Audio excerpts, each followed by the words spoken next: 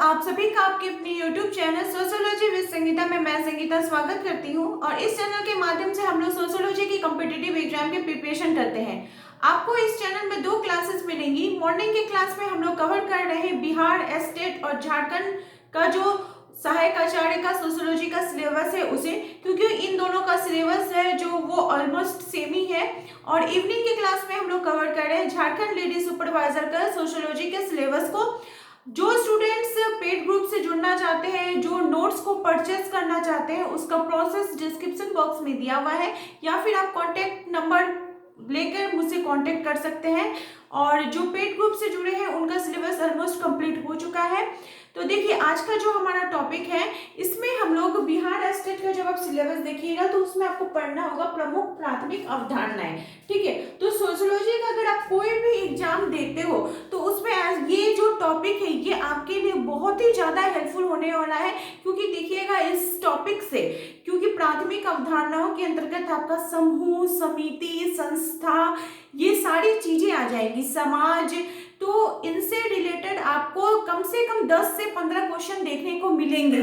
तो इसलिए ये आपका प्राथमिक अवधारणा जो है ये टॉपिक बहुत इंपॉर्टेंट है, इसको ध्यान से समझिए। और एक एक क्लास को मैंने आपको बताया है कि हम लोग थ्योरी के साथ साथ एमसीक्यू भी करते रहेंगे। तो चलिए क्लास को स्टार्ट करते हैं। तो आज की क्लास में हम लोग क्या देखेंगे, प्राथमिक अवधारणा के अंतर्गत समूह को। ठीक है, उसके बाद हम लोग समिति, संस्था, ये सारी चीजों को एक एक करके एक क्लास में कवर करेंगे। तो सबसे पहले हम लोग देखते हैं कि समूह, इनके समूह को समझने के लिए विभिन्न समाजशास्त्रियों की परिभाषाओं को देखेंगे। तो सबसे पहले जो समाजशास्त्री आते हैं वह है आर्बन तथा निमकॉफ। उनके अनुसार जब दो या दो से अधिक व्यक्ति एक साथ मिलते हैं और एक दूसरे को प्रभावित करते हैं, क्या कर रहे हैं, एक साथ मिल रहे, दो या दो से अधिक व्यक्ति मिल रहे हैं और एक दूसरे को जब वो प्रभावित करते हैं तो किसका निर्माण होता है, सामाजिक समूह का निर्माण होता है। समूह यानी ग्रुप, ये हमको पता चल रहा है कोई एक व्यक्ति तो उसको नहीं बना सकता है। इस समूह को बनाने के लिए जरूर दो या दो से अधिक व्यक्तियों की आवश्यकता है। तो आर्बन तथा निमकॉफ क्या बोल रहे हैं कि एक साथ मिल रहा है और मिलकर एक दूसरे को प्रभावित कर रहा है। ठीक है, नेक्स्ट जो हमारे थिंकर है वो है मैकाइवर जी। वे बताते हैं कि समूह से हमारा तात्पर्य है कि जब दो या दो से अधिक व्यक्ति मिलकर, आपस में मिलकर क्या करते हैं, एक मनुष्यों का संकलन होता है। संकलन होने के बाद वह सामाजिक संबंधों को स्थापित करते हैं तो वो क्या कहलाता है, समूह कहलाता है। मैकाइवर हम पे संकलन की बात करते हैं। थर्ड है ए स्मॉल। वे बताते हैं कि समूह का अर्थ व्यक्तियों की किसी भी बड़ी या छोटी संस्था से है, उनके बीच इस प्रकार के संबंध हो कि उन्हें एक इकाई माना जा सके। स्मॉल जी क्या बता रहे हैं कि समूह का मतलब हुआ कि व्यक्तियों की किसी बड़ी या छोटी संस्था से है और वो छोटी या बड़ी संस्था आपस में मिल रहे हैं, मिलने के बाद एक इकाई का निर्माण कर रहे हैं तो वो क्या कहलाएगा, समूह कहलाएगा। गिलिन एवं गिलिन महोदय बताते हैं कि समूह के में जो व्यक्ति होते हैं वे आपस में परस्पर अर्थपूर्ण तरीके से मिलकर क्या करते हैं, उत्तेजना तथा प्रत्युत्तर देते। जब आपस में दो व्यक्ति मिलेंगे, एक दूसरे के साथ जब कनेक्टेड होंगे तो वो क्या करेंगे, अपने शब्दों का आदान प्रदान करेंगे, अपने जो उनकी भाषा है, उनकी संवेदना है, उनका आदान प्रदान करेंगे। तो ये क्या, किसका गठन करता है, समूह का गठन करता है। ठीक है, सापिर महोदय बोलते हैं कि समूह निर्माण इस तथ्य पर आधारित है कि कोई ना कोई स्वार्थ उस समूह के सदस्यों को एकता के सूत्र में बांधे रहता है। हम जब भी किसी समूह के सदस्य होते हैं तो जरूर हमारा अपना कोई निहित स्वार्थ होता है जिसके कारण हम उस समूह के सदस्य बनना चाहते हैं। मान लीजिए जैसे आप स्टूडेंट हैं, आप जब टीचर को देखते हैं, ठीक है, टीचर के ग्रुप को देखते हैं तो आपके मन में भी ये स्वार्थ उत्पन्न होता है कि काश उनका जो लाइफ स्टाइल है, काश उनका जो पर समाज में उनका जो एक मान सम्मान है उसके जैसा हमको भी मिले, तो हम भी उस समूह में जुड़ने के लिए आपका भी एक स्वार्थ निहित होता है जिसके कारण होते हैं। तो विभिन्न परिभाषाओं के आधार पर हम लोगों ने क्या देखा कि समूह क्या होता है, इसकी विशेषताओं को देखेंगे। तो ये एक से अधिक व्यक्ति होते हैं, ये बात कौन करते हैं, आर्बन तथा निमकॉफ। सेकंड है कि ये व्यक्तिगत संपर्क पर आधारित होता है, इसकी बात कौन करते हैं, गिलिन एवं गिलिन। थर्ड है कि समान हित होते हैं। ठीक है, समान हित होता है या समान स्वार्थ होता है, ये कौन बात कर रहे हैं, तो सापेर जी। प्रत्यक्ष तथा अप्रत्यक्ष संपर्क स्थापित होता है, ये बात कौन कर रहे हैं, गिलिन एवं गिलिन। फिर फिफ्थ एक ढांचा होता है, एक प्रकार का उसका समूह का एक ढांचा होता है। इसके बाद कौन कर रहे हैं, फीचर। नेक्स्ट है कि पारस्परिक जागरूकता उनके अंतर्गत होती है, वे एक दूसरे से क्या होते हैं, कनेक्टेड रहते हैं, उनके बीच सामाजिक संबंध स्थापित होता है। ये बात कर रहे हैं मैकाइवर तथा पेज। 7 बोला जा रहा है कि इसका एक मूर्त रूप होता है और जो समूह के सदस्य होते हैं उनमें स्थायित्व की भावना रहती है, निरंतरता की भावना रहती है। तो हम लोगों ने विभिन्न समाजशास्त्रियों की परिभाषाओं के आधार पर इसकी विभिन्न विशेषताओं को देखा। ठीक है, इस प्रकार से आपको परिभाषा से आएगा। अब आएगा कि समूह निर्माण के तत्व कौन कौन से हैं। तो समूह निर्माण के तत्व की बात करें तो गिटलर महोदय ने इसके 2 तत्व बताए हैं।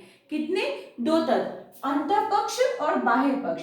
अंतःपक्ष जिसको कि बोला जाता है, जिसको देखा नहीं जाता, कोई भी समूह का जो अंतःपक्ष है उसके भीतर जो संरचना है, उसकी जो रीति रिवाज परंपराएं चल रहे, उसको तो हम लोग देख नहीं रहे, लेकिन जो समूह का बाहरी ढांचा है, जो बाह्य पक्ष है, उसको हम देख सकते हैं। मर्टन महोदय ने समूह निर्माण के 3 तत्व बताए हैं। क्या क्या, कि समूह निर्माण हम तभी कर सकते हैं जब 2 या 2 से अधिक व्यक्ति आपस में कनेक्टेड हो, उनके बीच अंतर क्रिया हो, उनके बीच जब हम की भावना आती है तो वो किसका निर्माण होता है, समूह का निर्माण होता है। ये बात किनके द्वारा बोली जा रही है, तो मर्टन महोदय जी के द्वारा। बील स्ट्रीट महोदय ने समूह निर्माण के 3 तत्व बताए। कौन कौन सा, चेतना। चेतना मतलब हुआ कि हम जिस समूह के सदस्य होते हैं हम उसके प्रति जागरूक रहते हैं, हमारा एक कॉन्शियस माइंड रहता है कि नहीं, हम इस समूह के सदस्य हैं तो इसके हित के लिए हम काम करेंगे। ठीक है, फिर क्या है कि हमारा उस समूह के सदस्यों के बीच पारस्परिक जब हम अंतर क्रिया करते हैं।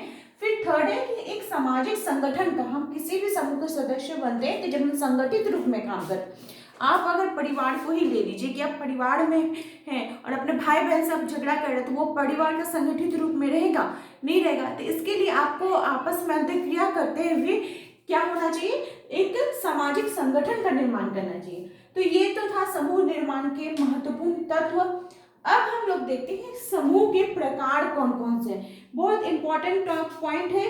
देखिए, समूह के अगर प्रकारों की बात की जाए तो सबसे पहला नाम आता है समनर का।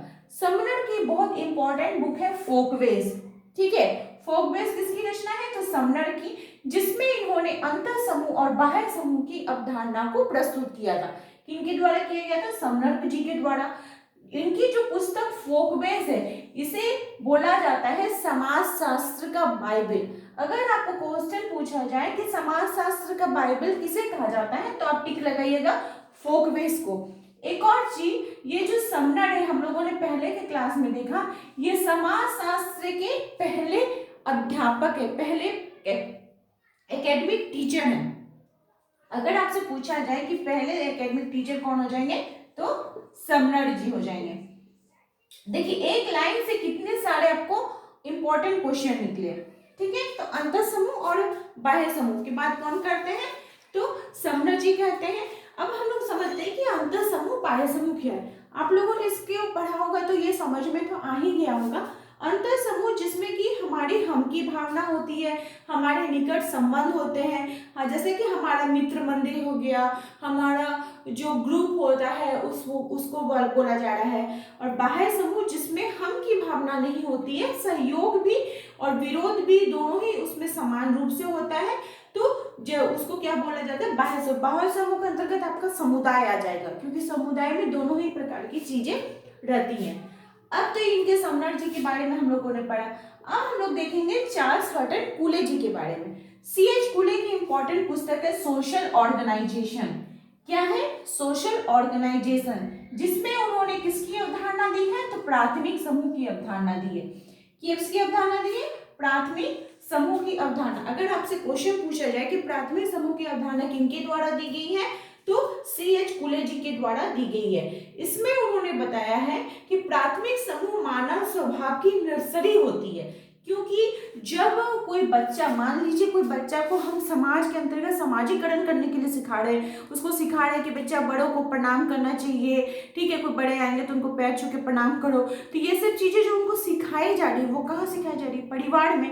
तो परिवार ये सब चीजें क्या हो जाएंगी, उसके प्राथमिक समूह के अंतर्गत हो जाएंगे, जिसके कारण प्राथमिक समूह को नर्सरी बोला जा रहा है। किनके द्वारा बोला जा रहा है, तो सीएच कूले जी के द्वारा। इस प्रकार के कथन जो है आपको एग्जाम में देखने को मिलेंगे। ठीक है, तो प्राथमिक समूह से उनका बोलने का मतलब था कि इसमें जो लोग होते हैं वो आपस में घनिष्ठ रूप से संबंधित होते हैं, उनके बीच सहयोग पाया जाता है, और इस प्रकार का जो समूह होता है वो अनेक अर्थों में प्राथमिक होता है, क्योंकि ये जो लोग होते हैं, यहाँ के जो प्राथमिक समूह के लोग होते हैं ना, उनका स्वभाव, उनका आदर्श, उनका मूलभूत जितनी भी अवधारणा है वो सभी क्या होती है, घनिष्ठ रूप से एक दूसरे के साथ संबंधित होती है। कैसे होती है, घनिष्ठ रूप से एक दूसरे के साथ संबंधित होती है। तो आई होप आप लोगों को इतनी जो चीजें हैं वो अच्छे प्रकार से समझ में आ गई होगी। कल के क्लास में हम लोग डिस्कस करेंगे कि जो सीएच कूले ने प्राथमिक समूह की अवधारणा दी है, इसके फिर कितने भाग हैं, द्वितीयक समूह की अवधारणा किनके द्वारा दी गई है, इनसे रिलेटेड एमसीक्यू को कवर करेंगे।